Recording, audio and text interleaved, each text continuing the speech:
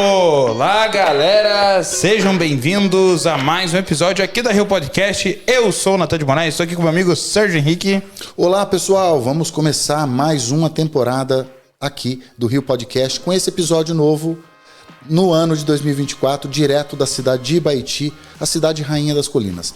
Sempre trazendo assuntos importantes para eternizar bons momentos. Para você que está assistindo esse episódio, não deixa de se inscrever no canal, comentar, curtir. Hoje a gente vai falar de coisa maravilhosa, coisa importante para você, para sua saúde, inclusive para sua família também.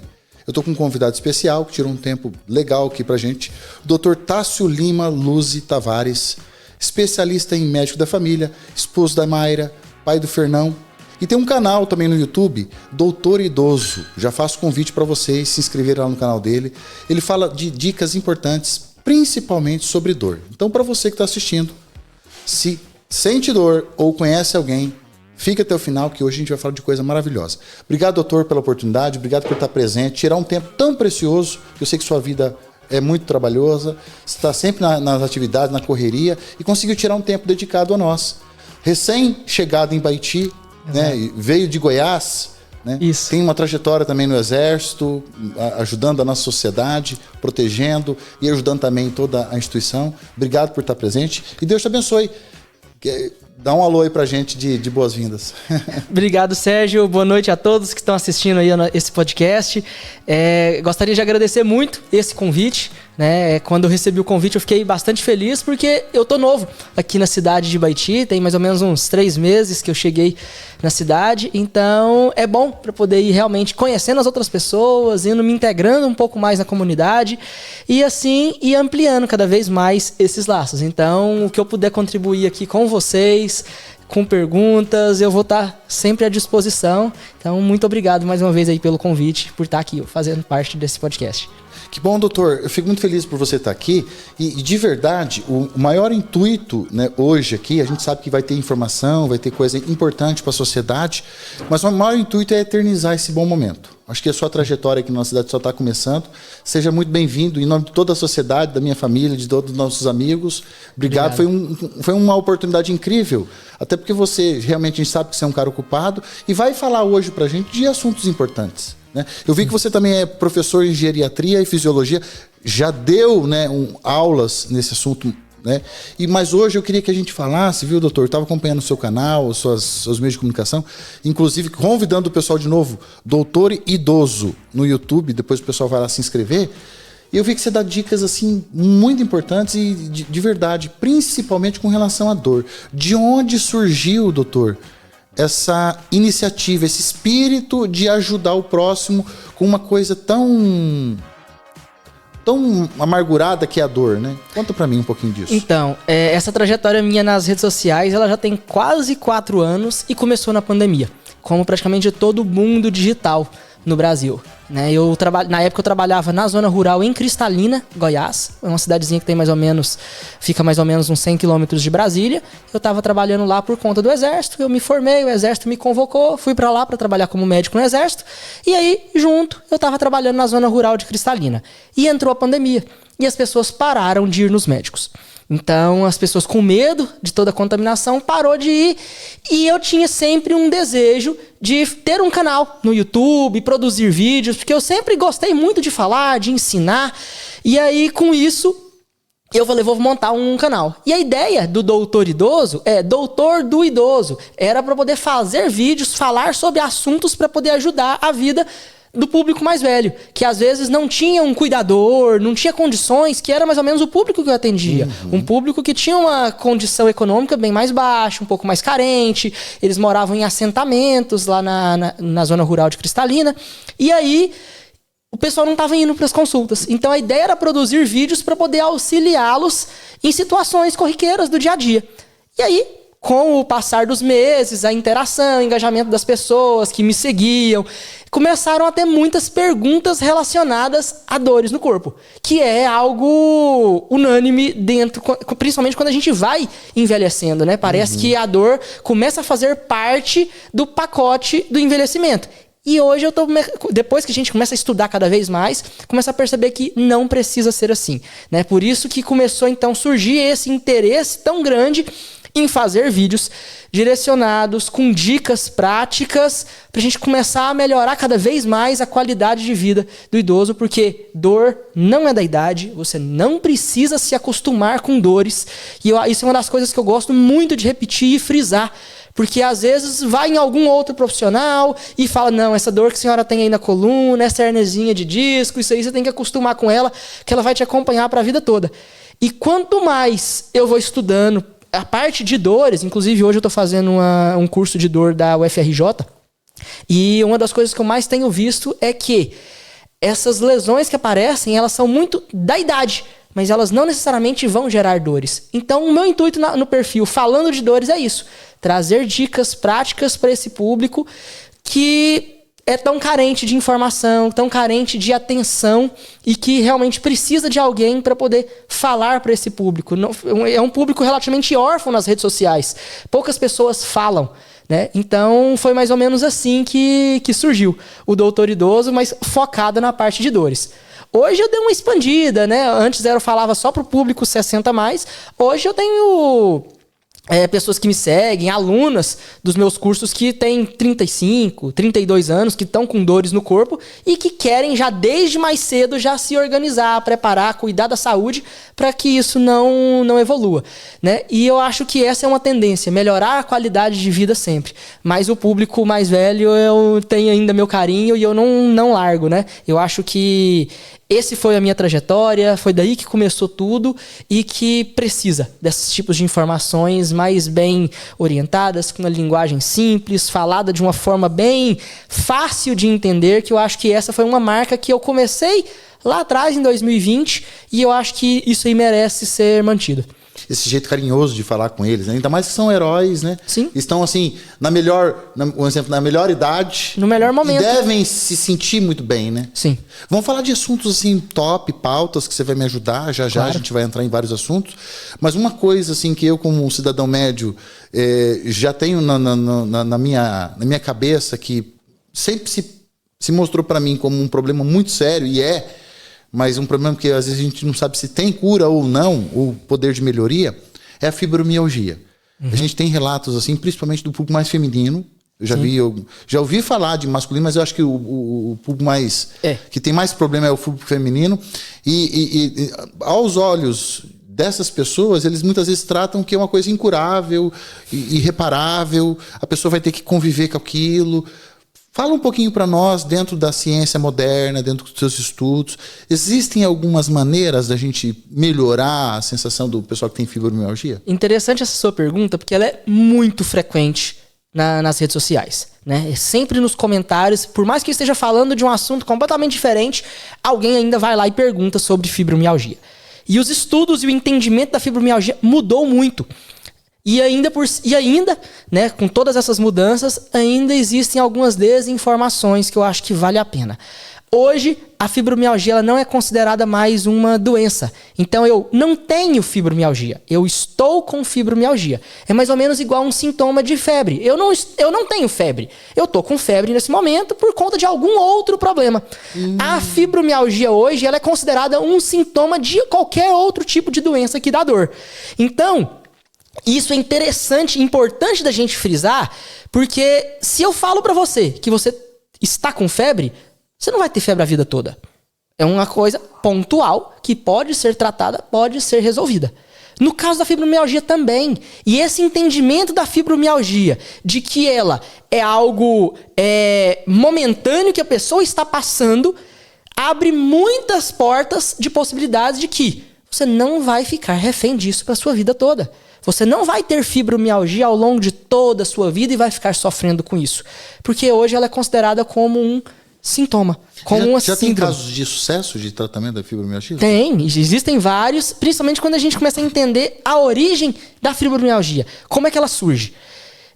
De uma forma mais resumida e mais fácil de entender, e é geralmente esses tipos de analogia que eu costumo fazer, porque é um assunto extremamente complexo. Com certeza. E a gente não está prescrevendo nada, nem dando um prognóstico. A gente está falando de uma bate-papo, né? Sim, exato.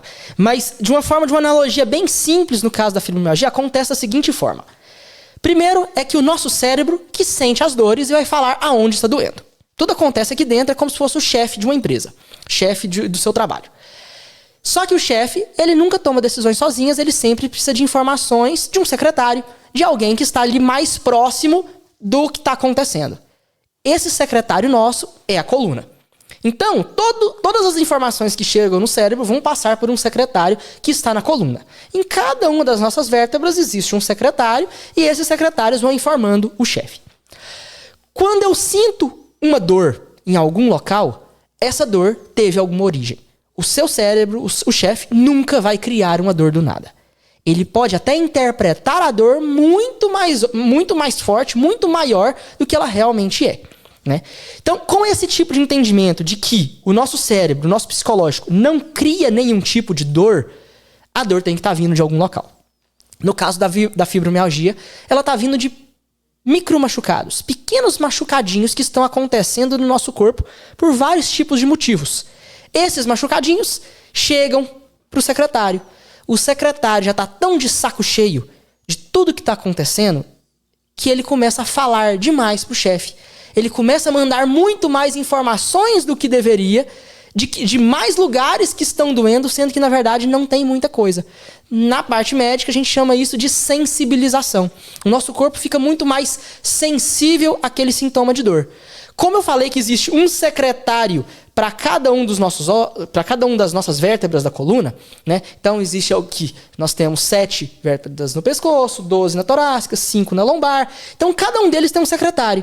Só que chega no momento que um secretário começa a incomodar o de cima, o de baixo, e aí, de repente, uma faixa de secretários começam a falar que uma região toda está doendo, sendo que, na verdade, é só uma delas. A sensibilização ela começa a aumentar, começa a se expandir sempre dessa forma. Então, por exemplo, eu estou com uma lesão na L4, que é uma da região lombar.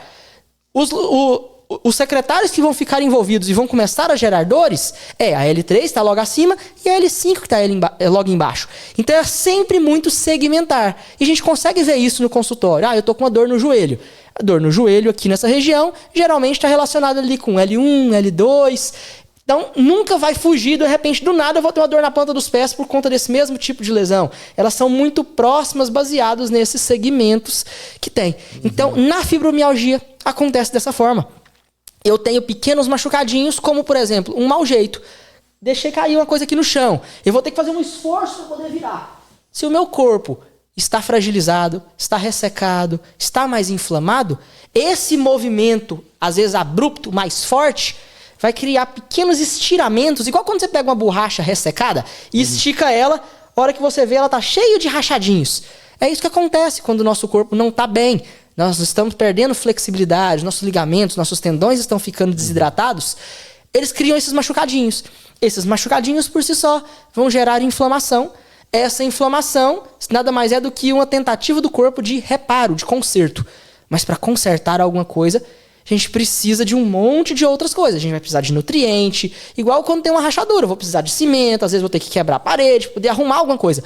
No nosso corpo é igual. E se a gente não tem essa matéria-prima para poder reparar, a inflamação continua lá, pedindo mão de obra, pedindo matéria-prima. E isso nunca chega, porque você está com o seu corpo desorganizado. E aí esse machucadinho fica sempre mandando sinal, sempre incomodando. É um funcionário que está sempre incomodando o secretário. O secretário fica de saco cheio, começa a falar demais para o chefe que aquela região não dá, não tem o que fazer. Está muito dolorida. E aí o cérebro começa a sentir cada vez mais essas dores. Então é por isso que a fibromialgia ela é muito conhecida como momentos em que hoje eu estou doendo o cotovelo, amanhã é o dedinho, depois foi o pescoço, depois cabelo, parece que a ponta do cabelo está doendo, está dolorido.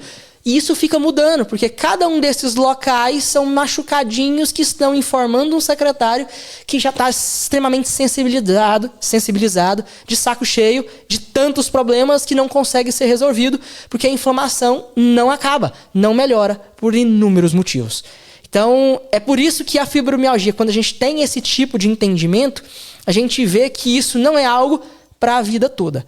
A gente precisa de sensibilizar o corpo da pessoa, melhorar as formas dessa inflamação diminuir, melhorar a forma de gerar uma melhor nutrição, para essa nutrição ter matéria-prima para poder realmente fazer o conserto e melhorar o quadro do paciente. Então, com esse tipo de pensamento, a gente sabe que a fibromialgia ela é reversível, mas depende muito mais do paciente do que do médico, de um fisioterapeuta, de qualquer outro tipo de profissional. O paciente precisa realmente estar motivado, querendo, comprometido em fazer o que precisa ser feito para isso resolver. Mas é uma boa notícia ao ponto de que a pessoa não precisa se conformar que aquilo vai ser para a vida toda. Então eu acho que esse entendimento, essa atualização que está tendo de entendimento da fibromialgia, ela é extremamente grandiosa e positiva para o paciente que realmente se quer ver livre disso. Legal, doutor. Então ela tem aspectos nutricionais, primordialmente, e ela também tem algumas questões genéticas e fisiológicas envolvidas na prescrição da fibromialgia? Faz parte do indivíduo, do corpo do indivíduo, alguma questão genética que veio dos pais, ou uma questão individual? A parte genética ela está muito envolvida, praticamente em qualquer coisa. É difícil a gente falar algo hoje na medicina que não tem uma contribuição genética. A maioria das doenças a gente fala que elas são multifatoriais. É uma soma de pequenos pedacinhos, né, o famoso efeito centavo, tudo vai somando ali, de repente, quando você vê, deu uma conta muito grande por conta daqueles centavos que estão ali. Então, por causa disso, a genética sempre está ali envolvida, né? O sexo feminino é muito mais prevalente, tem muito mais casos de fibromialgias relatados na mulher e tem algumas explicações para isso, né? Principalmente a parte hormonal, o estrógeno, ele é muito inflamatório, então é um hormônio predominantemente feminino que por conta da presença dele, ele acaba inflamando um pouco mais o corpo. Né? O estrógeno ele é o hormônio da beleza feminina, ela tem uma sensação de bem-estar muito maior, mas ela tem essa consequência que às vezes ela melhora nos pontos e acaba prejudicando em outros. E assim, existem outras situações que acabam aumentando a produção de estrógeno, como por exemplo uma obesidade. Então geralmente quando a gente vê um homem com fibromialgia, geralmente ele está um pouco mais acima do peso porque o tecido adiposo ele acaba fazendo um processo, dentro da fisiologia a gente chama de aromatização, que ela converte o colesterol e algumas outras substâncias em estrógeno. Então é por isso que geralmente um homem, quando ele começa a ficar um pouco mais obeso, começa a ter um pouco mais de desenvolvimento de mama, né? Não a mama igual a da mulher, mas começa a ter um acúmulo maior de tecido gorduroso, tecido adiposo, na região mamária, por causa do estrógeno. Então ele acaba tendo um pouco mais de inflamação pela presença de estrógeno e também por conta disso ele acaba tendo uma tendência também maior a desenvolver uma fibromialgia. Mas assim, eu não posso dizer que todo homem obeso vai ter fibromialgia, porque é multifatorial. Tem diversos fatores envolvidos na situação. Mas no caso disso, a gente sabe-se que a parte hormonal também contribui. Mas a parte genética tem um ponto. Só que existem outros fatores que eu acho que contribuem muito mais. Como, por exemplo, a parte psicológica. A gente sabe que a fibromialgia hoje ela tem uma força, principalmente por conta da ansiedade, do estresse, do nervosismo, da irritabilidade, de uma má qualidade de sono. Isso interfere e influencia muito. E um dos motivos é aquele que eu falei, que é a parte da sensibilização. O nosso cérebro não cria dores, ele aumenta. Então, quando eu estou mais irritado, mais ansioso, a sopa de neurotransmissores está acontecendo dentro do nosso cérebro, deixando o nosso pensamento mais acelerado, está acontecendo e está aumentando tudo. Então, o secretário, às vezes, nem a culpa é dele. A culpa é muito mais, às vezes, do cérebro pela ansiedade. E a gente já chama isso de sensibilização central. Quando a culpa é do secretário, é uma sensibilização medular. Quando a culpa é do cérebro, é uma sensibilização central. Né? O centro está com um problema, aonde o secretário fala A, o cérebro interpreta como e aumenta tudo. Então é por isso que a gente precisa realmente cuidar muito do nosso psicológico. A nossa ansiedade interfere demais no nível de dores, o nosso nível de estresse, má qualidade de sono.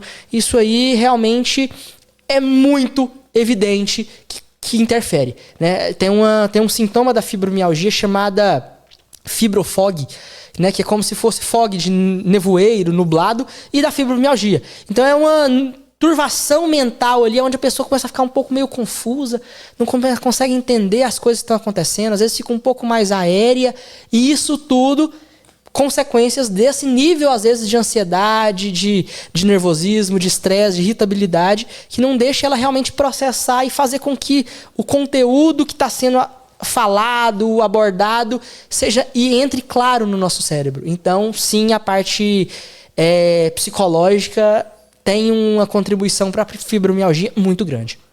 Doutor, já entrando nesse assunto, onde você falou que o cérebro nosso ele pode potencializar a sensibilidade, já existe alguns estudos onde a ciência pode amenizar através de tecnologia, de eletrônico, de energia, choque, alguma coisa assim, onde pode mudar a percepção de dor, por exemplo, em casos como esse e outros assuntos. A ciência já está usando essa questão, o controle cerebral, através de eletromagnéticos, enfim, para poder amenizar a dor do indivíduo? Ou não, isso não está no nosso alcance? Tem, mas a maior parte ainda são estudos preliminares, não tem nada realmente muito efetivo, né? O que hoje, na parte prática, para se prescrever no consultório, que a gente sabe, são algumas medicações, né, que a gente chama de neuromoduladores, que vão tentar diminuir um pouco esse nível da sensibilização. Que são aqueles medicamentos mais clássicos que a gente conhece, como amitriptilina, nortriptilina, gabapentina, pregabalina, que eles fazem diminuir... Como é que eles agem? Eles diminuem o impulso, a velocidade de informação que o secretário informa o chefe e a forma como o chefe interpreta tudo isso. Então esses medicamentos são tão utilizados para fibromialgia por esse motivo. Só que tem um ponto importante. Esses remédios não são prescritos para serem usados a vida toda. Ele é prescrito para um momento.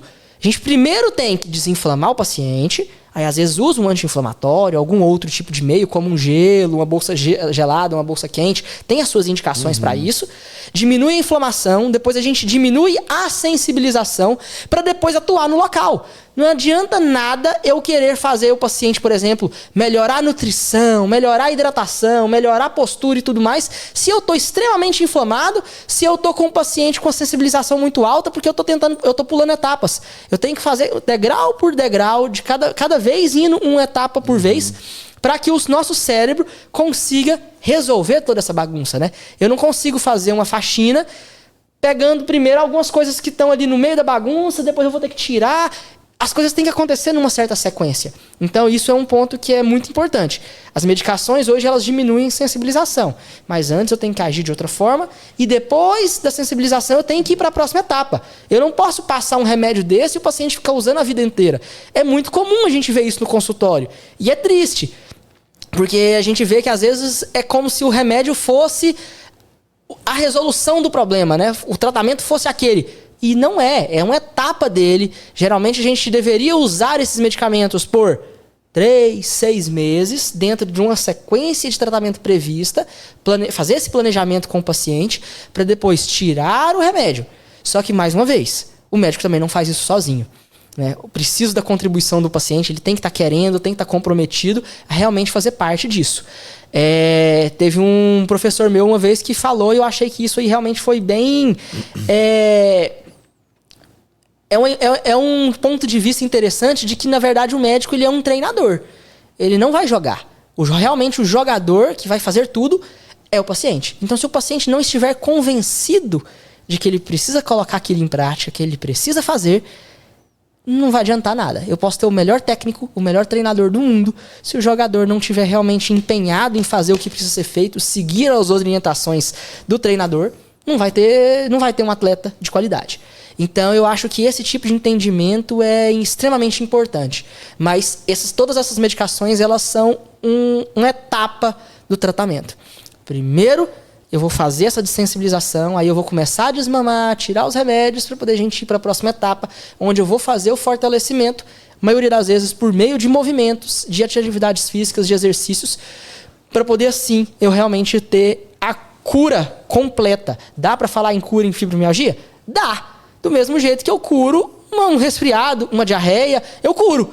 Ela pode voltar depois? Eu posso ter de novo? Posso. Se eu não cuidar realmente de tudo da mesma forma como eu estou cuidando para curar, se eu relaxo, deixo as coisas acontecerem de qualquer jeito, vai voltar novamente. Então eu consigo curar aquilo de uma forma pontual e se eu tiver uma boa manutenção, aquilo realmente vai ser duradouro. Se eu relaxar, deixar as coisas para depois, pode voltar tudo de novamente.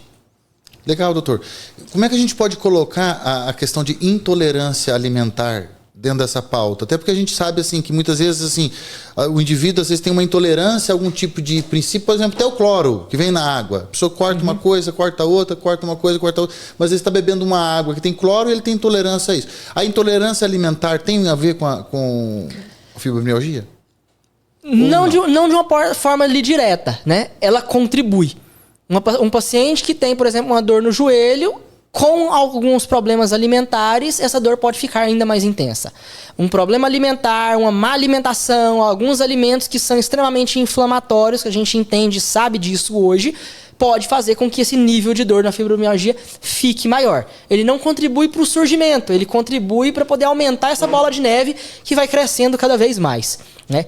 Então, essa parte alimentar é extremamente importante e a gente tem que cuidar disso, né? Cada vez mais a gente está entendendo.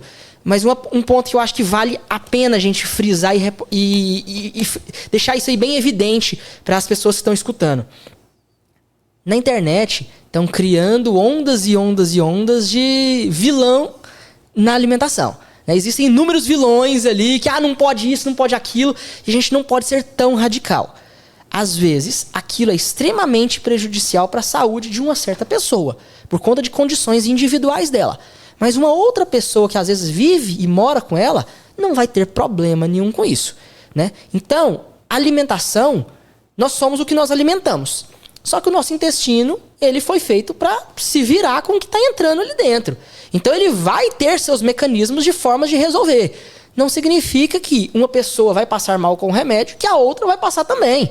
Isso é muito individual. Tem pessoas que vão continuar tomando leite, que é um alimento que está se tornando o vilão das redes sociais, da internet. Todo mundo, quando quer ter um pouquinho mais de engajamento e um pouquinho mais de sucesso na hora que está falando, fala que o leite é inflamatório, a gente não deveria estar...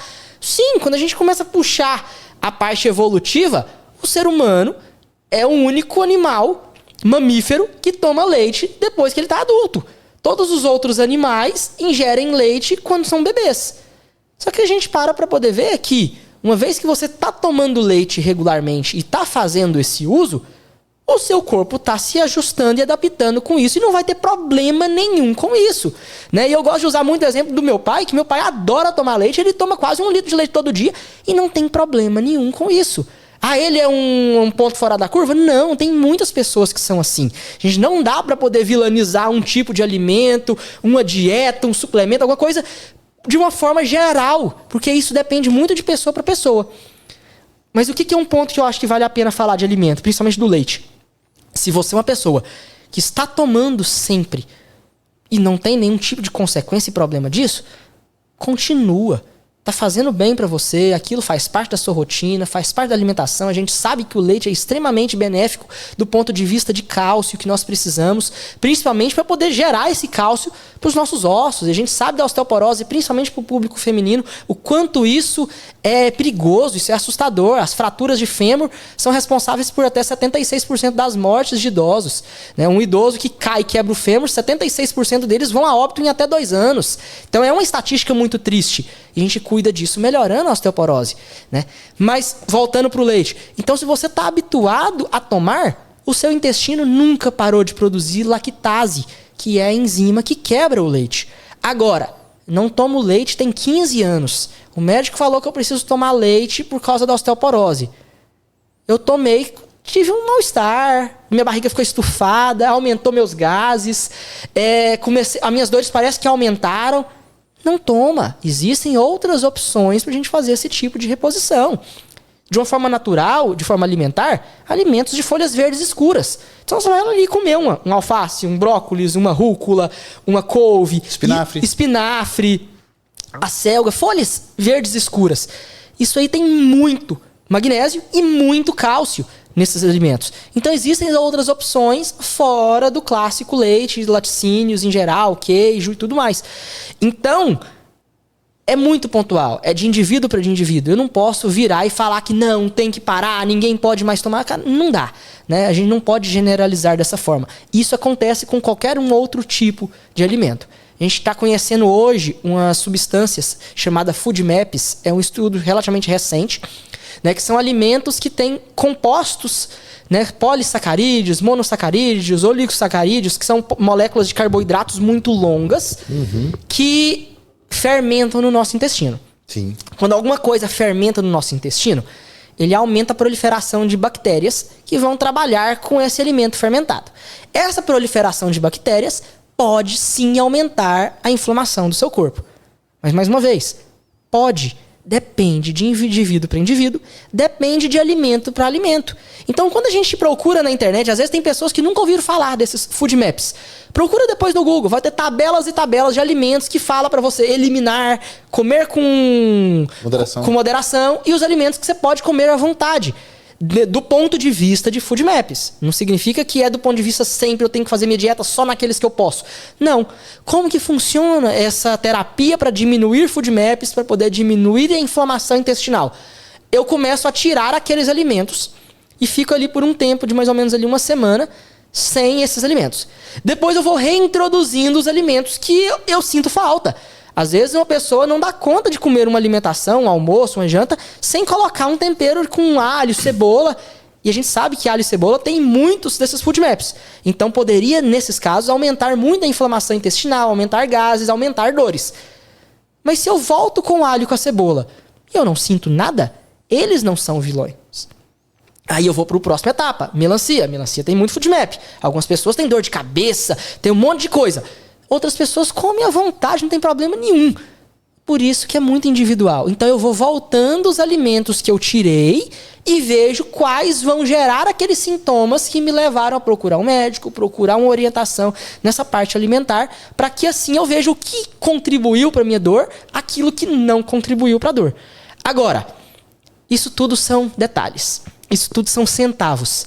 É muito mais efetivo para poder a gente fazer uma boa melhora de dores do corpo, uma melhora de qualidade de vida alimentar, quando eu sei preparar um prato de alimentação saudável, usando uma regrinha simples, sem precisar mexer com dieta preocupante, dieta super rebuscada. Como que eu faço isso? Você tem um prato redondo, vou partir ele no meio, metade desse prato tem que ser saladas, tem que ser vegetais, tem que ser folhas.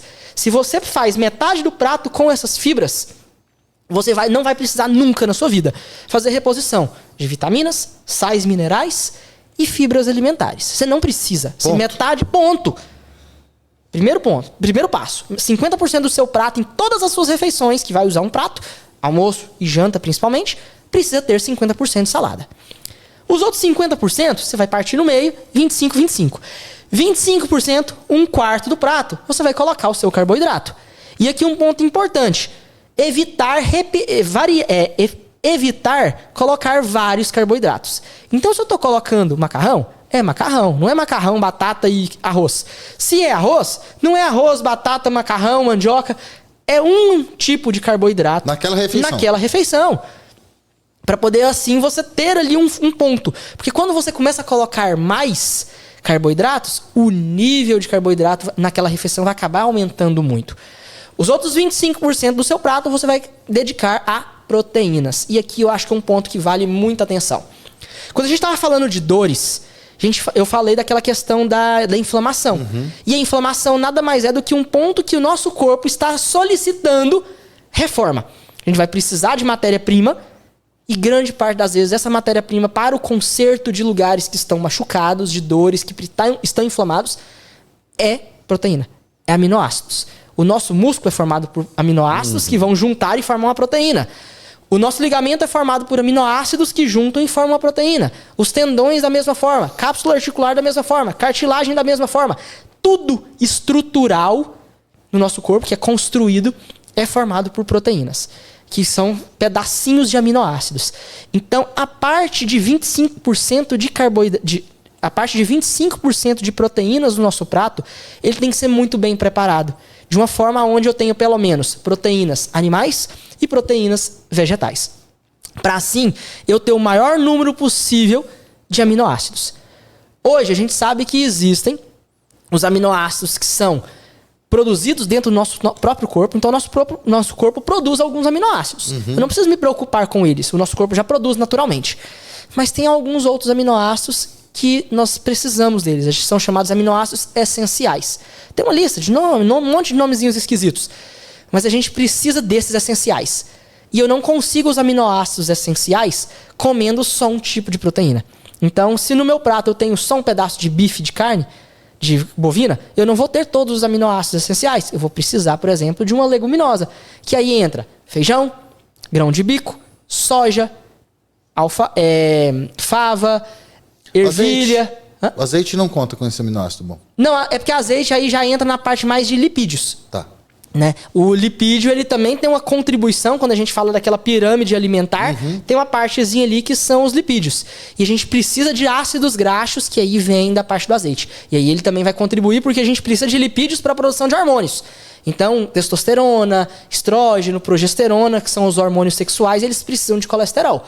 Então a gente precisa desses lipídios exatamente para ter ácidos graxos para ir para uma outra parte. Mas agora, falando de proteínas, a gente precisa desses da proteína animal e da proteína vegetal. Então, as leguminosas, que são coisas que nascem em vagens, né, que são produzidas quando a gente planta, a gente retira eles de vagens, aquilo ali tem muita proteína. Como, por exemplo, a soja. A soja é um alimento completo. O grão de bico é espetacular. Você pode praticamente, às vezes, fazer uma refeição só com grão de bico, que ela vai ter todos os aminoácidos essenciais estão ali dentro daquele grão de bico. Do mesmo jeito que, por exemplo, um pedaço de carne bovina tem muitos deles, não todos. Por isso que a gente precisa realmente dar muita atenção para os aminoácidos, para as proteínas no nosso prato. Então, quando você faz isso, eu não preciso ficar preocupado, eu tenho que arrumar isso, com mais isso na alimentação, mais uma porçãozinha disso. Pega um prato, divide em 4, 2 partes salada, uma de carboidrato, uma outra parte de proteínas. E dê atenção à proteína para ser proteínas de qualidade. Quando você tem essa parte de proteínas de qualidade, você tem matéria-prima. Na sua obra não vai faltar cimento, água e tijolo. Você tem tudo para poder fazer a sua obra, fazer a parede, para poder subir essa construção. Aí você vai precisar de trabalho, de funcionários para isso. Aí entra uma outra parte, né, que a gente vai estimular o sangue a levar essas células produtoras para poder fazer esse conserto, né, que é uma outra etapa no tratamento de dores. Mas a parte de alimentação ela é importante demais. E é como eu falei, aqueles outros detalhes de alimentos que inflamam, de alimentos que prejudicam isso, aquilo, é uma pontinha ali do iceberg. A gente não pode dar um foco muito grande nisso, como se isso fosse resolver todos os seus problemas. Não. O que resolve o seu problema é ter uma alimentação rica em todos esses de uma forma balanceada. Legal, doutor. Doutor, vamos falar agora aqui pro nosso público, que o assunto tá interessante. Tô gostando, rapaz. Tá uma aula, né, doutor? Tá uma aula. Eu acho que esse programa vai ser muito importante, vai ajudar muita gente. E a gente queria entrar agora num assunto, tipo assim, de forma popular e essencial e de grande demanda. Eu acho que você pode discorrer um pouquinho sobre isso, para a gente resolver muitos casos sobre enxaqueca. Enxaqueca é um problema crônico, de muita gente reclama demais. Eu vejo o sofrimento desse público. Inclusive, queria mandar um beijo para minha tia Isa, que minha tia Isa tem enxaqueca. Acho que ela vai estar assistindo esse episódio, com certeza que eu vou estar mandando para ela. Mas eu gostaria que você falasse um pouquinho para a gente, de forma mais básica e rápida, o que são os principais pontos da enxaqueca, algumas dicas que você poderia dar para essas pessoas, um insight, uma ideia inicial para a pessoa buscar ajuda. Tá. Um ponto de entendimento que a gente está tendo da enxaqueca hoje é que ela é uma doença de vasos, vascular. Então, os seus vasos sanguíneos dentro da parte ali superficial, em volta ali do seu cérebro, por algum motivo eles criam uma vasoconstrição. O que é isso? Ele aperta e fica com o fluxo de sangue um pouco mais apertado. Por isso é aquela sensação de aperto, de peso na cabeça. né? Como é que a nossa cabeça? A gente tem o couro cabeludo, logo depois tem o osso, e aí depois vem a parte interna, que é uma capinha que reveste o cérebro. O cérebro em si não dói. Inclusive, quem tiver curiosidade pode olhar vídeos no YouTube, principalmente, de pessoas que estão fazendo cirurgias, neurocirurgias no cérebro, onde o paciente está acordado, às vezes até mesmo sem anestesia. Porque o cérebro mesmo não dói, não temos sensibilidade nele. Agora, as meninges, que é a capa que reveste o cérebro, ela é extremamente nervada e ela dói bastante. E a gente começa a perceber que tem uma correlação com isso. Tanto com essa parte, quanto com a parte muscular que a gente tem em volta. A nossa cabeça, abaixo do couro cabeludo, nós temos uma camada de músculos muito finos. Inclusive, a gente tem algumas pessoas que conseguem mexer um pouco ali a cabeça e tudo mais, decorrentes desses músculos que são bem fininhos, mais frágeis. A gente não tem tanto uso, mas eles estão lá e eles podem causar uma contração. E aí a gente tem um outro tipo de dor de cabeça que a gente chama de cefaleia tensional, de tensão, que essa musculatura se contrai muito, né? Então, a gente começa a o entendimento que nós temos de dores de cabeça, de cefaleias, elas estão avançando cada vez mais nesse tipo de entendimento. Da parte da enxaqueca, né? Que a gente chama também, tem outros nomes como migrânia, né? A cefaleia, que geralmente ela fica mais reservada para um dos hemisférios, é um do lado da cabeça, o som, o barulho incomoda bastante, você quer ficar de olho fechado, caladinho, quietinho num canto, porque essa enxaqueca, que é geralmente causada por problemas de vasos sanguíneos, ela tá causando essa vasoconstrição. Existem algumas dicas para isso, que é tentar evitar com que esses vasos sanguíneos se contraiam, principalmente na parte da manhã, né? Já tem alguns vídeos circulando na internet sobre isso. No meu perfil já falei alguns vídeos sobre isso. Mas às vezes é interessante quando antes de você levantar da cama, para evitar com que esses vasos sanguíneos se contraiam, você tá ali deitado na cama, de repente você vai para a borda da cama e coloca a cabeça um pouco mais para baixo, para poder o fluxo de sangue às vezes forçar um pouco mais e descer um pouco mais para o cérebro. Quando isso acontece, é uma medida bem mais simples, bem caseira, mas que tem muitos resultados em algumas pessoas. Que acontece? Como você aumenta a quantidade de sangue ali no seu cérebro por um tempo curto, você vai ficar ali por 30, 40 segundos, ele vai dar uma dilatada maior e forçar com que seus vasos sanguíneos fiquem um pouco mais túrgidos, mais cheios. Logo depois você levanta e vai fazer suas atividades diárias. Com isso, você evita com que, caso tenha algum tipo de contração dos vasos, ele é uma contração que não vai gerar repercussão, impacto. Porque ele chegou a dilatar, na hora que ele contrai um pouquinho pela enxaqueca, a quantidade de sangue que vai fluir continua da mesma quantidade e não gera esse incômodo. Eu já tive algumas pacientes que pararam de ter crises de enxaqueca dessa forma, né? Uma coisa que acaba falando a favor disso é que um dos medicamentos que a gente usa para evitar enxaqueca é o propanolol. Que ele o propanolol, antigamente a gente usava ele para pressão alta, hoje ele tem outros remédios muito melhores, mas hoje a gente usa ele como um antiadrenalina. Ele diminui os efeitos da adrenalina no nosso corpo.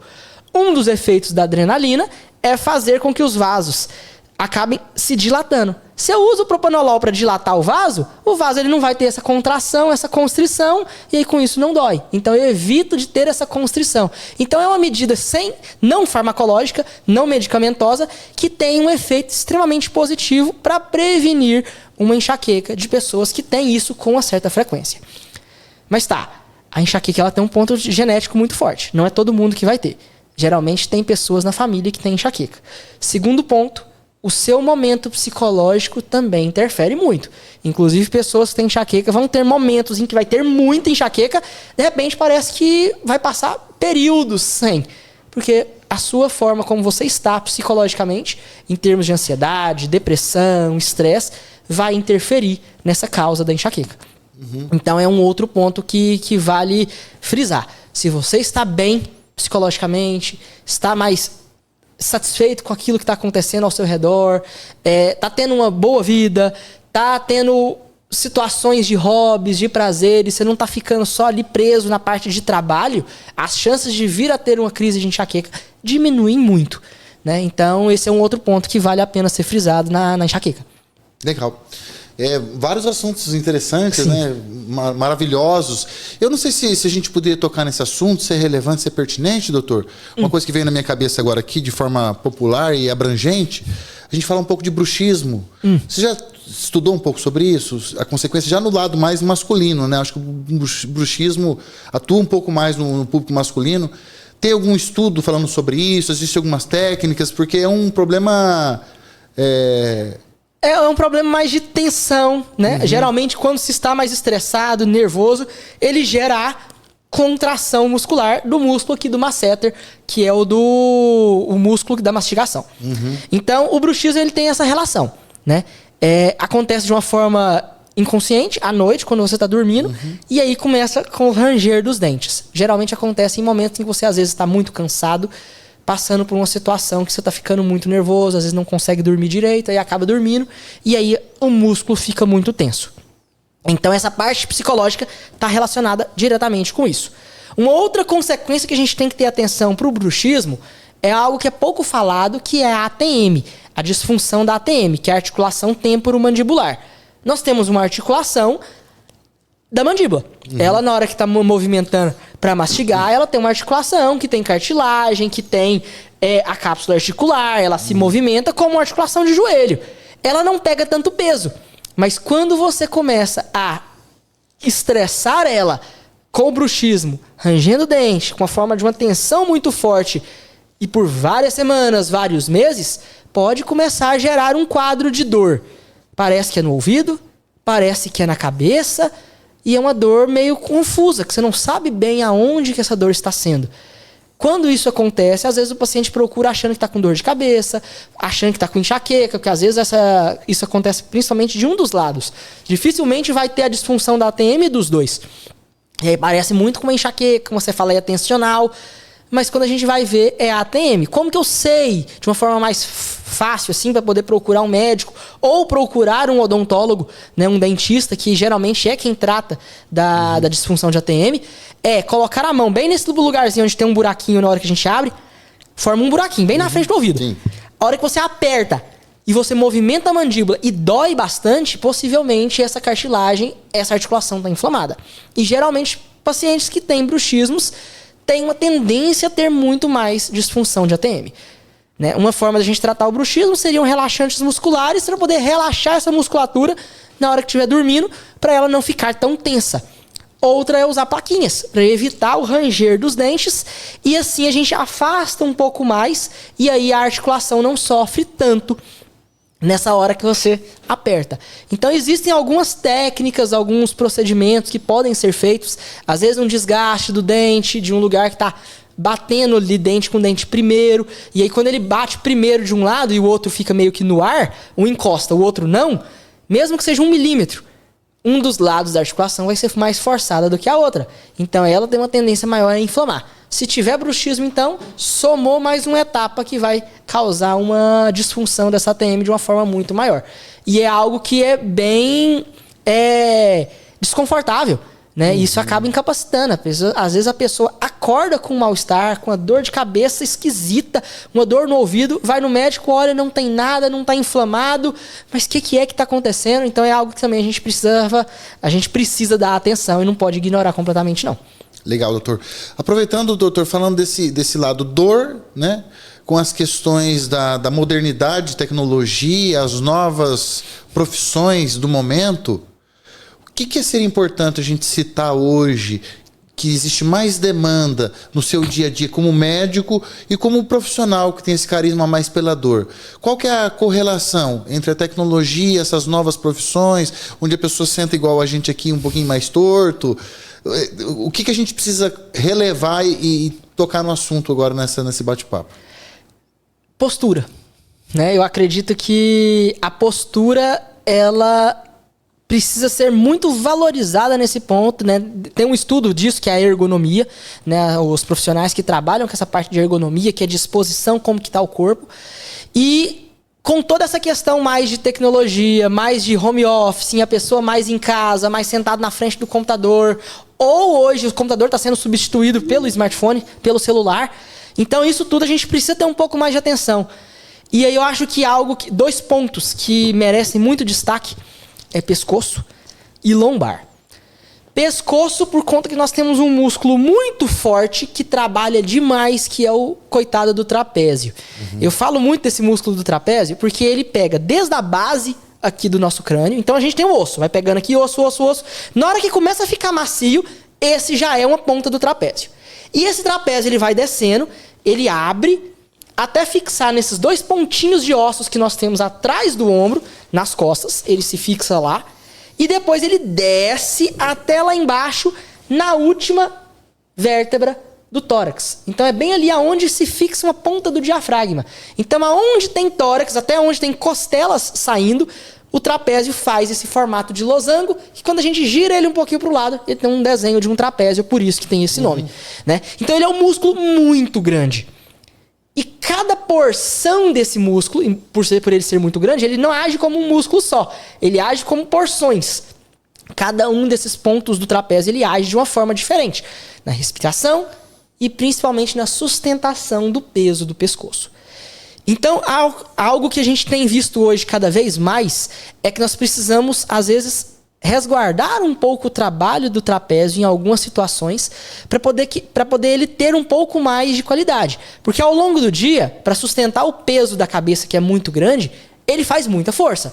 Então, o nosso pescoço, ele tende a pesar. A cabeça é pesada. O trapézio, ele puxa seu pescoço para trás e fica segurando ali. É como se tivesse uma coisa pendurada e você está sempre segurando aquela corda. Imagina você segurando isso o dia todo. Então você precisa dar momentos de relaxamento para esse músculo, né? Então, alguns tipos de profissões e trabalhos onde você fica com a cabeça sustentada por muito tempo, você precisa de um encosto de cabeça. E aí aqui eu vou dar um ponto muito importante, que são pessoas que dirigem. Motoristas, às vezes de ônibus, de caminhão, que trabalham... Uber, que trabalha muito dirigindo, ou pessoas que vão fazer uma viagem muito longa, de horas, 4, 5, 8 horas de viagem na frente do volante. Para que serve aquele encosto de cabeça do banco? O nome já diz, para encostar a cabeça. Você pode passar e olhar. Segundos ou minutos? Não, contínuo. Você precisa relaxar nesses momentos longos com o pescoço. Poxa, mas o banco tá lá atrás, eu vou ficar olhando para trás? Aí que tá. A posição do banco, na maioria das pessoas que estão dirigindo, está numa posição errada. Ela não precisa ficar 100% ali vertical. Não, ela pode ficar um pouquinho mais inclinada para trás. Mas o encosto de cabeça é para você encostar a cabeça e assim você relaxar durante esse longo período de tensão. Principalmente na hora que você está dirigindo. Deixa eu ver se eu entendi, doutor. Um exemplo assim, eu estou dirigindo há bastante tempo, né? E aí, em determinado ponto, eu vou tentar dirigir um pouquinho mais assim, no caso. Não é bem com a cabeça para trás. Ela tem que ficar olhando para frente, mas com o encosto encostado na sua cabeça. Ah, você relaxa para trás. Você vai relaxar a cabeça para aqui. Na hora que você tá lá, o encosto, e você encosta a cabeça nele, ele tá aqui na frente, você continua com o pescoço reto, olhando para frente, dirigindo normalmente. Aqui. E a cabeça tá lá apoiada. Quando você faz isso, você alivia a tensão do trapézio e você aumenta um pouco a tensão dos músculos aqui anteriores para poder eles manterem a posição. Com isso, você melhora o relaxamento do trapézio, melhora o fluxo sanguíneo nele, e esses aqui da frente que não trabalham tanto vai ter ali um pouco de contribuição, e geralmente esses músculos, eles não têm um quadro de dor tão intensa, né? Agora, a parte posterior, o trapézio, é quando você vai ter, por exemplo, um torcicolo e todo esse mal-estar, a cabeça pesada, o movimento do pescoço tá pesado, tá doído, tá um movimento meio travado, isso tudo acontece por causa do trapézio, né? Então esse é um ponto que eu acho que vale a pena a gente ressaltar. Legal. Para quem trabalha sentado, computador, edição de vídeo, pode olhar como que são essas cadeiras mais modernas, aquelas sofisticadas, gamers e todos mais. Tudo tem um travesseirinho ali atrás. Aquele travesseirinho, bem apoiado, os braços. Os braços apoiados, principalmente cotovelo. A gente não pode deixar o cotovelo boiando para baixo na hora que você está digitando. Não, ele tem que estar apoiado. O cotovelo tem que estar apoiado para as mãos estarem firmes. E aí na hora que você estabiliza o cotovelo, você estabiliza o ombro. E estabilizando o ombro, o seu trapézio também não fica esticado. Lembra que eu falei que o trapézio ele se fixa nos 2 pontinhos de ossos que a gente tem aqui no ombro atrás? Se o seu ombro está mais caído, o seu trapézio está mais esticado. E aí assim também diminui o fluxo sanguíneo nele, ele acaba sofrendo mais, acaba inflamando mais, machucando mais, gerando mais dor. Então quem trabalha, gamers, que joga, edição de vídeo, cotovelo apoiado para aliviar um pouco mais a tensão do trapézio. E aquela almofadinha não é à toa. Ela não tá ali para enfeitar e deixar a cadeira bonita. Ela tá ali para você apoiar a cabeça. Mas não é apoiar a cabeça para trás, porque senão você teria que botar a tela lá em cima. É apoiar aqui na frente, né? E na altura certa. Na altura dos olhos. A parte de cima da tela tem que ficar na altura dos olhos. Para poder o olho ir mais para baixo, não para cima. Porque quando você faz isso, você também sacrifica muito mais o trapézio. Então, grande parte das dores e desconforto de ombro e pescoço estão relacionados com esse músculo, que ele é um gigante. É um músculo muito grande. E ele tem muitas funções. Outro ponto também que vale a pena falar na parte de postura, de quem tem dor em ombro, dor em pescoço, é a postura para dormir. Nós passamos várias horas dormindo. Com certeza. Né? Às vezes, importantíssimo isso aí. E principalmente quando você tem dores. A altura do travesseiro é importante a gente falar? É isso que eu ia bater na tecla. Quando a gente vai dormir, se você procurar no Google, e aí tem alguns probleminhas ali nisso. Você vai pesquisar qual a posição correta para poder dormir. Tem um monte de coisas falando que a posição correta para dormir é de lado, um travesseirinho no meio das pernas e tal, e tal, e tal. Quando você não tem dor, não tá passando por nenhum tipo de problema e tudo mais, ok. É uma posição ok para se dormir. Quando você tem problemas de dores em pescoço, ombro, braço, cotovelo e lombar, e joelho, ou seja, praticamente essas articulações do nosso eixo principal aqui, tudo, você precisa dormir de barriga para cima. Tem que ser nessa posição. E tem um motivo para isso. A nossa coluna ela não é reta. Ela tem curvaturas naturais. A gente tem a nossa coluna cervical, ela tem esse tipo de formato. O rosto está olhando para lá. Então ele tem esse formato aqui que a gente chama de lordose, que é a posição de um lorde, né? Mais esticado, nessa formação curvada. A nossa torácica, que é atrás do pulmão, ela tem uma posição de cifose, que é uma posição de sifu, de meditação, por isso tem esse nome, então ela fica mais curvada. A nossa lombar, ela volta a ter uma posição de lordose, e a gente tem aquela entradinha ali, logo em cima do bumbum, que tem essa posição. E aí a sacral, que é ali onde termina no cóccix, ela tem a posição de cifose, mas ela é mais curvadinha e tá ali dentro da bacia. Show! Beleza. Essa curvatura, ela precisa ser respeitada. Quando a gente deita no colchão, se o colchão for adequado para o seu peso e para a sua altura, isso também é uma outra ciência que também tem desenvolvido bastante. Densidade, aquela coisa que é a densidade do colchão. A densidade do colchão ela é trabalhada para poder absorver esses pontos mais pesados. Qual que é o ponto mais pesado do nosso corpo? Bumbum e as costas, atrás do pulmão. Que é os pontos que a gente tem a cifose. Então elas vão afundar. As outras partes elas vão ser preenchidas. Então a sua lombar vai ser preenchida. O pescoço, ele não vai ser preenchido pelo colchão. A gente vai ter que preencher ele com um travesseiro.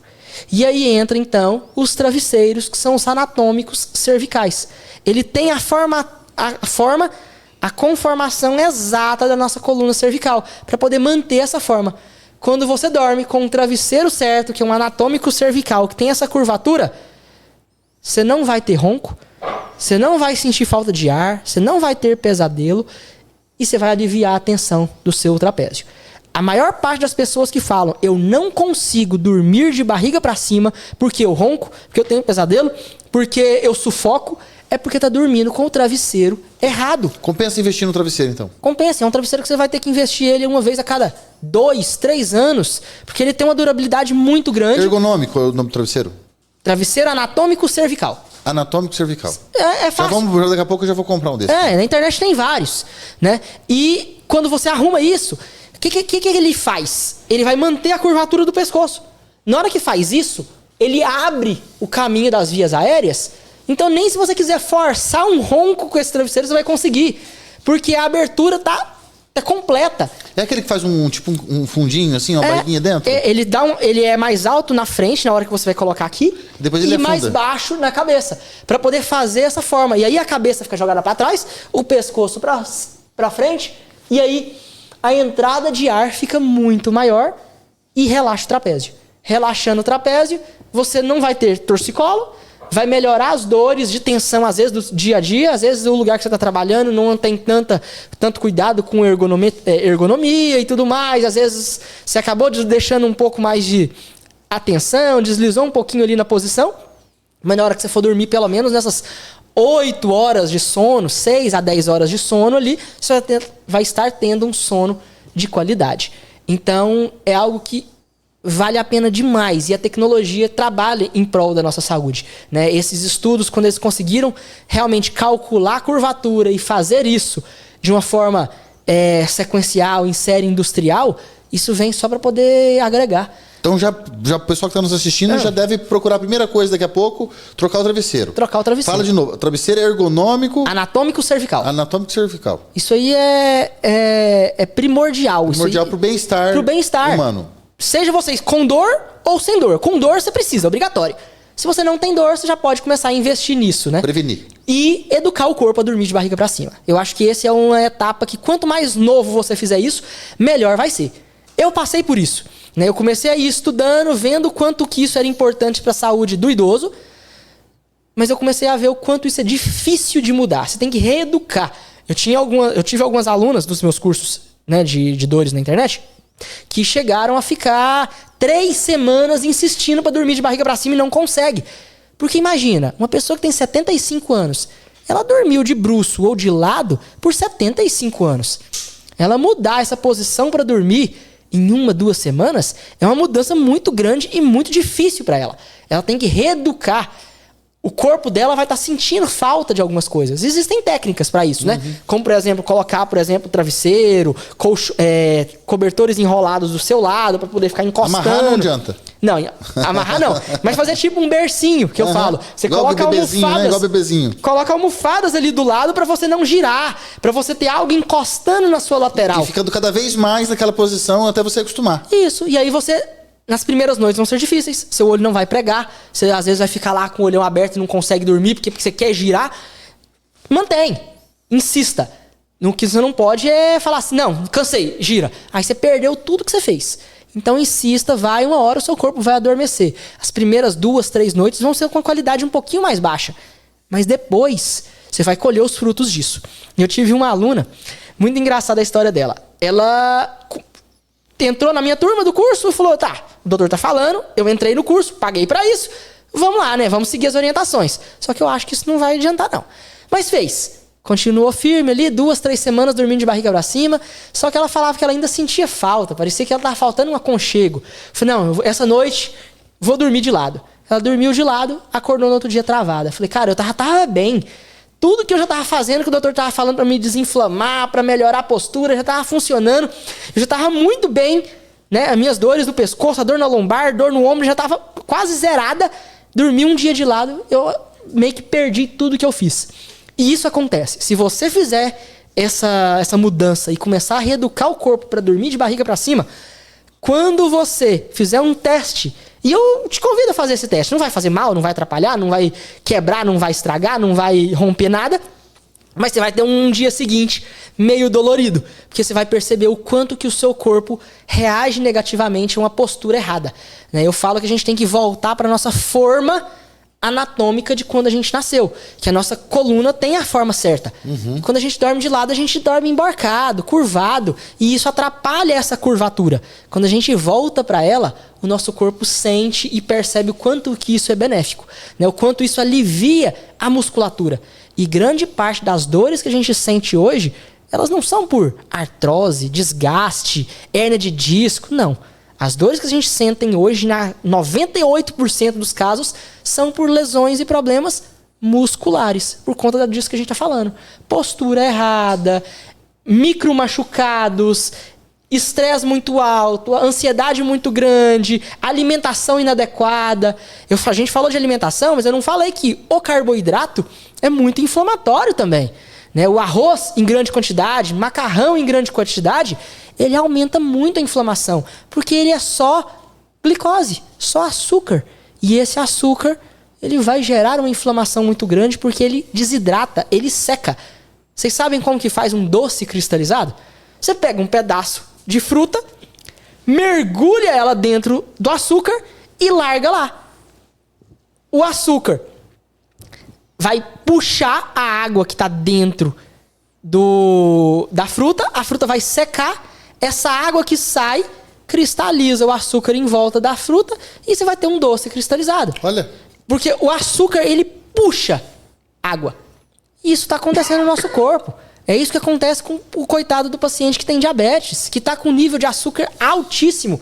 Ele está banhado de açúcar no corpo dele, tudo está perdendo água para o sangue, suas células, a sua pele fica mais seca, o seu suor fica estranho, o seu intestino fica mais ressecado, a sua boca fica mais seca, porque tudo perde água para o sangue. O seu sangue começa a puxar a água de todas as suas células, porque tem muito açúcar ali dentro. Então você começa a ir desidratando, e isso gera inúmeras consequências, inclusive inflamações. Então, no grosso modo, tudo isso está diretamente relacionado com a parte de dores. E a gente tem que ter um pouco mais de cuidado com relação a isso. Legal, doutor. Doutor, eu vi o seu canal recentemente que você fez um vídeo falando sobre o dedo. Como é que funciona esse negócio do dedo e para que serve? Conta um pouquinho pra gente. Aquela técnica do dedo, o que tem a ver isso aí com os ligamentos, com o corpo? É muscular, é científico, é uma questão de bem-estar? O que cita para nós um pouquinho desse nome dessa técnica e para que ela funciona? Essas questões aqui do movimento dos dedos, nada mais é do que um alongamento. Tá. Né? É bonito de falar. A gente já começa falando sobre alongamento, é uma coisa importante. Isso, importantíssimo. E o que é o alongamento? O nome já fala, alongar. Eu vou esticar algo. Quando eu estico algo muito, mas não ao ponto de romper, de machucar, eu crio um limite de proteção para aquela articulação. Tá. Então eu vou dar um exemplo. Eu tô aqui, deixei cair alguma coisa, eu vou lá para poder pegar. Quando eu faço isso, eu vou esticar algo para poder alcançar. Ou, por exemplo, tem uma coisa muito alta, eu vou ter que me esticar muito ali. Às vezes a gente até sente um mal-estar, um desconforto, dá uma fisgada nas costas quando você estica demais. Por quê? Porque você esticou muito os seus ligamentos, os seus tendões, ao ponto dele lesionar. Fazer aqueles micro machucadinhos que eu falei. Agora, quando eu alongo um ligamento, um tendão, de uma forma natural, em repouso, de uma forma saudável, tranquila, ele sabe que até aquele ponto ele vai bem, porque eu já deixei ele preparado para aquilo. Aí, qualquer movimento que eu fizer menos do que esse alongamento máximo, eu não vou ter lesão. Então eu meio que preparo o meu corpo para o pior cenário possível de algo esticado. E dificilmente ao longo do dia eu vou chegar nesse nível máximo. A não ser que eu tenha um acidente, um estiramento, algo de alta energia. Uma emergência que você precisa fazer uma ação. Aí vai ser algo de alta energia e aí tem uma chance de lesionar. Né? Agora, dentro das atividades normais do cotidiano, se você preparou aquela articulação sua para fazer aquilo naquele alongamento máximo, tudo que você for fazer no seu dia vai estar ali antes de chegar ali naquele limite máximo. E aí com isso você protege. Então na parte dos dedos, da mão, principalmente pessoas que trabalham com trabalhos manuais, mulheres que costuram, crochê, bordado, digitação, pessoas que trabalham com ferramentas, apertando algo, horta, aqui em Ibaiti que tem muita colheita, principalmente pessoal que colhe goiaba, café, que eu atendo muito lá na Vila Guaí, pessoal que tem que apertar e vai arrastando ali o galho de café para pegar aqui. Você está trabalhando muito, comprimindo. Então a sua parte flexora, que é essa parte da frente aqui dos braços, trabalha muito. E a parte de trás, que é a extensora, que vai abrir os dedos, também trabalha. Então eu preciso fazer com que elas fiquem preparadas para esse trabalho tão intenso. Então é para isso que eu vou precisar fazer o alongamento do antebraço. Quando eu ponho esse movimento aqui para frente, eu estou esticando ao máximo os meus tendões e os meus músculos flexores. Então eu estou esticando ele aqui. Quando eu puxo para baixo, eu estou esticando a parte de cima aqui dos extensores. Então eu equilibro. Eu preparo os de baixo, preparo os de cima para poder qualquer tipo de movimento de força que eu for fazer, eles estarem preparados para aquilo. E aí qualquer tipo de movimento, a chance de gerar um quadro de lesão é muito baixo. E isso funciona para quem está sofrendo com um quadro de tendinite, um quadro de lesão de esforço repetitivo, que é o quadro de Lehr, né, que ali nos inícios dos anos 2000, 2010, falava-se muito disso, né, de reabilitação, ergonomia, entrou nessa parte de poder... Porque tinha muitos pacientes, muitas pessoas, muitos profissionais aposentando por conta de uma tendinite, por conta de Lehr. E que depois eles viram que nada mais é do que ajustes de posições, de alongamentos antes da atividade, que te protege e evita isso. E trata. Quem está sofrendo, se fizer, vai resolver. Quem não tem nada, se fizer, evita de ter. O alongamento é primordial, então. Se É você dá um primordial. conselho para quem está em casa hoje, antes de mais nada, além de fazer exercício físico, comer bem, dormir bem, aquela coisa toda, o alongamento, então, seria, assim, primordial. Se você quiser deixar esse recado pro mundo... Primordial. Mas aí entra um pontinho, o pulo do gato. Se eu faço um alongamento de um tendão, de um ligamento que está ressecado, eu posso ter uma lesão. Não é recomendado. Então eu preciso hidratar esses músculos, esses ligamentos, essas cápsulas articulares antes de ir para o alongamento. Por isso que as coisas não são simples. Né? Não é simplesmente pego um vídeo na internet, faço tal coisa e vou resolver meus problemas. Não é assim tão preto no branco, né? Não é tão certo. Eu preciso... Tem todo um trabalho que a gente precisa fazer para poder te dar uma qualidade de vida. Porque senão você pode acabar se lesionando. Poxa, mas eu tava fazendo uma coisa que falaram que é bom, que melhora. Só que você tem que cuidar do seu corpo e você tem que saber que tem algo, uma receita para ser seguida. Um passo a passo importante. Então, dentro disso que o senhor está falando para mim... Né, de uma dica, de algo que eu acho que tem que ser falado. Hidrate-se bem antes. Água. Beba água na quantidade certa primeiro, por mais ou menos ali uma semana, se hidratando bem, para depois você começar com sequência de alongamentos. A hidratação não é momentânea, a hidratação é quase um tratamento. É um trabalho, porque o seu rim, ele só trabalha seguro. O seu rim, se você beber hoje 5 litros de água, normalmente você tava bebendo ali por volta de 1,5 litro, 1,2 litros. Num dia você falou, não, vou beber muita água, vou beber 5 litros hoje. O seu rim vai jogar todo esse excesso de água que você bebeu a mais fora. Por quê? Porque ele fala, não, eu tô acostumado com 1,5 litro, pra que eu vou receber 5 litros? Eu não vou acostumar. Isso aí acho que é algo momentâneo, é hoje. O seu rim, ele não acredita em você. Ele é meio cético, ele demora uma semana ali pra poder dar o braço a torcer de que você mudou os seus hábitos. Então, quando uma pessoa começa a beber água hoje, da quantidade certa, ela vai muito no banheiro. Ela vai fazer muito xixi nesse primeiro momento. Porque o seu rim vai jogar tudo fora. Ele não acredita em você. Por que ele não acredita? Porque ele tem um limite. Ele cria qual é o ponto seguro de água que ele está tendo todos os dias. Porque ele sabe que aquilo ele vai manter no seu corpo para ser distribuído. Se a quantidade de água diminui abaixo disso, ele vai pedir, vai sentir sede. Se baixar demais, você pode desidratar e vai ter que fazer uma reposição venosa. Você vai ter que ir pro soro porque você desidratou demais. É o que acontece quando a gente tem vômito, diarreia, que perde muita água e o seu rim não consegue segurar, porque o intestino e o estômago não tá aceitando. Então a gente vai pro soro. Mas quando ele perde um pouquinho ali de água, te dá sede, você vai lá beber. Poxa, eu bebo água só quando eu sinto sede. E possivelmente você está bebendo pouquíssima água ao longo do dia. Seu rim está trabalhando com pouca água. E ele está indo bem ali, está fazendo malabarismo. Isso é bom? Não, isso é péssimo. Ele está sacrificando água que está indo para um monte de lugares. 80% da água do nosso corpo vai para o cérebro. O cérebro consome muita água. Depois vai para os seus órgãos mais internos. Pulmão, fígado, estômago, o próprio rim, pâncreas, coração.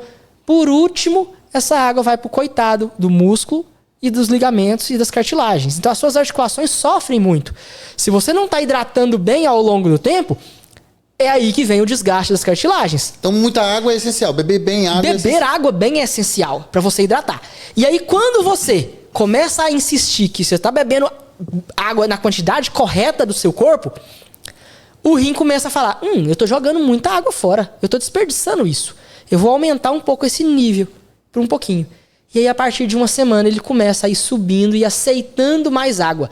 É a partir de uma semana, hidratando bem, que você vai começar a diminuir as suas idas ao banheiro. E aí, o rim vai começar a segurar água. É nesse momento que ele começa a segurar água, que ele começa a ter água para poder colocar para os outros locais do corpo que estavam desidratados. Então, o seu estômago vai funcionar melhor. Às vezes, o seu quadro de gastrite, de queimação, é porque você estava desidratado. O seu fígado vai começar a trabalhar melhor. Então, às vezes, o acúmulo de toxinas no seu corpo, a gota, é porque seu fígado está trabalhando meio seco. O seu pensamento, às vezes, está meio confuso, sonolento, ou não está dormindo direito. Pode ser porque o seu cérebro estava sem água. O seu intestino não estava ressecado, não funciona direito. Estou indo no banheiro uma vez a cada 5 dias. É porque o seu intestino está sem água. Quando ele volta a hidratar, o funcionamento vai ficar muito melhor. E depois, a sua articulação vai começar a receber fluido, lubrificante, para poder fazer com que o movimento seja muito mais liso. E aí é nesse momento que entra o alongamento. Que você pode esticar os seus tendões e os seus ligamentos tranquilamente para prepará-los sem correr o risco de lesionar. Né? A água serve como se fosse o óleo do motor do carro. Ela serve para hidratar. Ela é um fluido lubrificante para as nossas articulações e um fluido de funcionamento para o nosso corpo. Um bebê tem 95% de água no corpo dele. Essa porcentagem vai caindo ao longo da nossa vida porque nós vamos esquecendo de beber água e o nosso rim vai lidando e vai se virando com o que tem. Porque se ele ficar pedindo água demais e você não beber, ele vai sofrer, chega no momento em que ele desidrata e você precisa ir pro soro. Né? Precisa fazer uma hidratação venosa. Por isso ele vai abaixando a exigência. Só que isso tem seus sacrifícios. A pele vai começando a dar ruga, a pele vai ficando mais ressecada, a pele vai ficando mais frágil, o olho vai ficando mais seco, o olho vai ficando mais amarelado, a boca vai ficando mais... A saliva vai ficando mais espessa, o intestino funciona diferente, o coração vai começar a bater diferente, às vezes vai dar uma arritmia, o sangue vai começar às vezes a ter um aumento de pressão, tudo porque tá faltando líquido que não tá sendo distribuído porque o rim trabalha com o que ele tem. Ele faz milagre com pouca água. Eu tenho pacientes que falam, nossa doutor, eu bebi hoje 2 copos de água para tomar o meu remédio de manhã e para tomar o remédio à noite. E você já viu como que idoso bebe remédio? Ele pega o comprimido, põe na boca, pôs um golinho, engoliu, acabou. Não toma mais água. Não toma água. Fica tudo ressecado. E vai ressecando. E é por isso que a gente vê que o funcionamento vai ficando prejudicado. E, naturalmente, o nosso cérebro, quando ele vai ressecando e vai envelhecendo, ele começa a perder os impulsos. O nosso centro de sede começa a parar de funcionar. E não funciona tão bem. Eu tentei pedir pra ele muitas vezes. Chega no momento que desiste. E não tem uma técnica pra gente adaptar isso aí na vida, no dia a dia? Tem uma técnica, um estudo que você recomenda, assim, uma maneira da pessoa se adaptar? Na verdade, ela tem que beber água rotineiramente. Então ela... Amarrar uma garrafa d'água no pescoço? Hoje tem os relógios, né? Os smartwatches que te avisa para beber água de tempos em tempos, né? Te avisa, você já bebeu tanto de água ou não.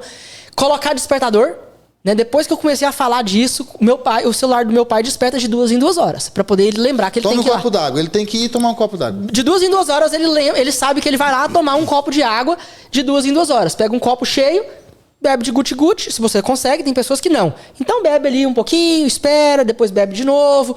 Mas se você não consegue beber água de guti-guti, em vez de 2 em 2 horas, bebe de hora em hora. Mas o importante é beber com frequência.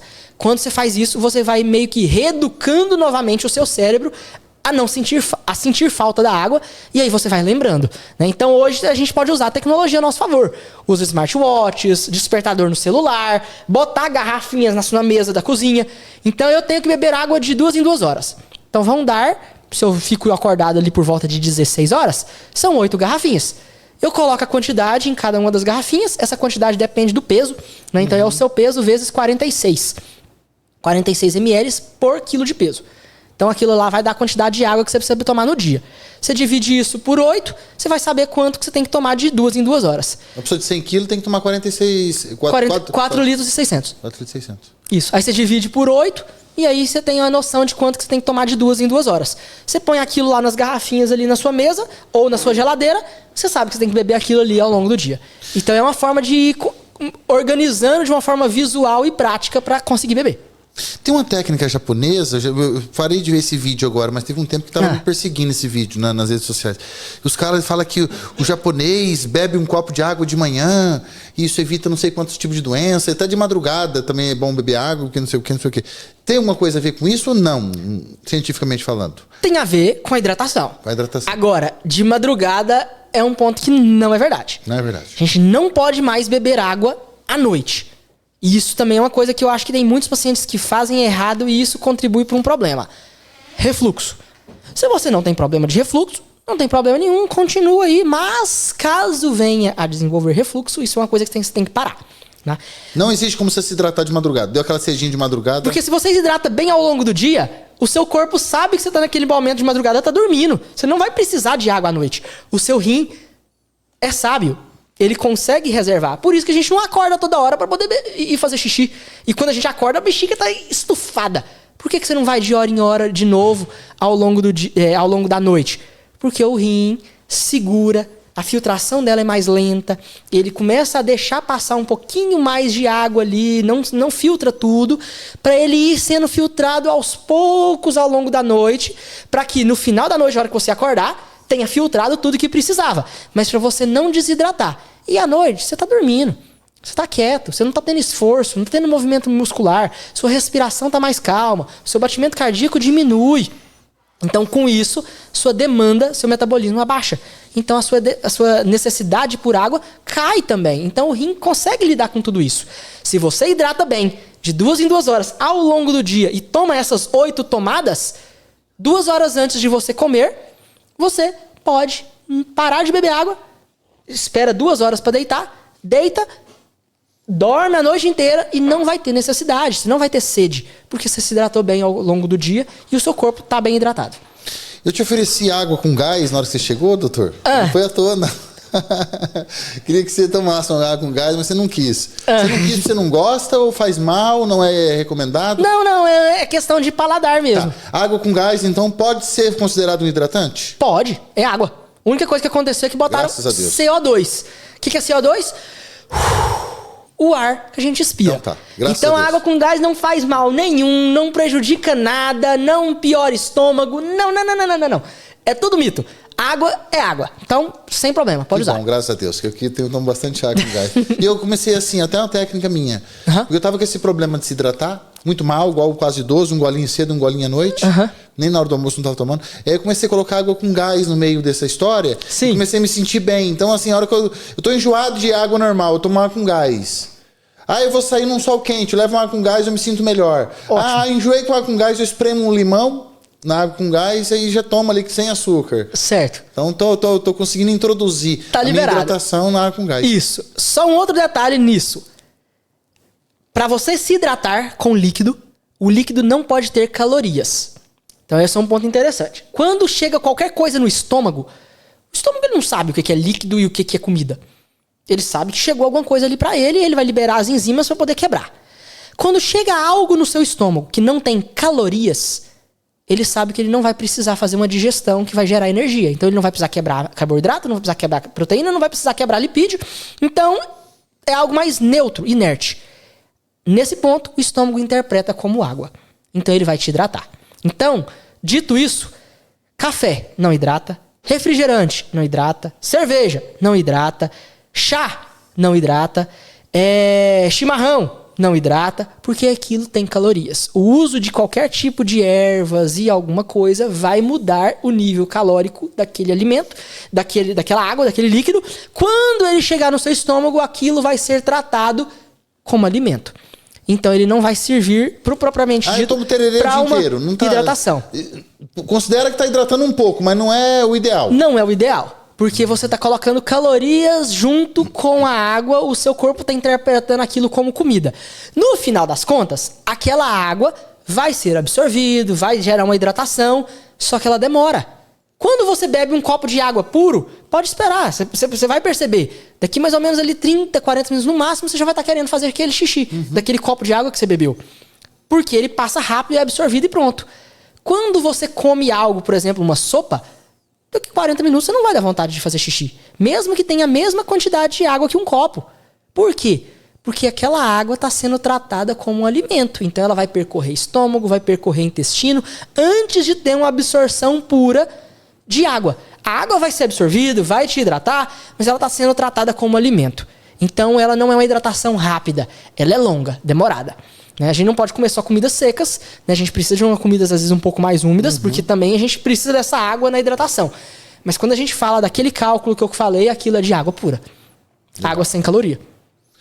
Doutor, nós estamos chegando, infelizmente, nos finalmente, até porque a gente já está acima do horário que você tinha a autorização da Mayra, né? O Fernão tá lá também, tá querendo o papai. Então, assim, vamos marcar para uma outra data? Claro. Porque esse assunto eu acho que a gente tinha que fazer, inclusive, merecia ser semanal. Mas vamos ver se a gente consegue fazer com uma certa frequência, para não tomar um pouco do seu tempo com a família, para a gente abordar uns temas legais, de grande demanda, que você sente. Falar das especialidades, falar das tecnologias da medicina, as coisas mais importantes, primordiais. E sinta-se de portas abertas aqui sempre no nosso programa. Seja agora que você é nosso conterrâneo aqui de Baiti, você está aqui com nós, a gente vai ter muitas oportunidades. Sim.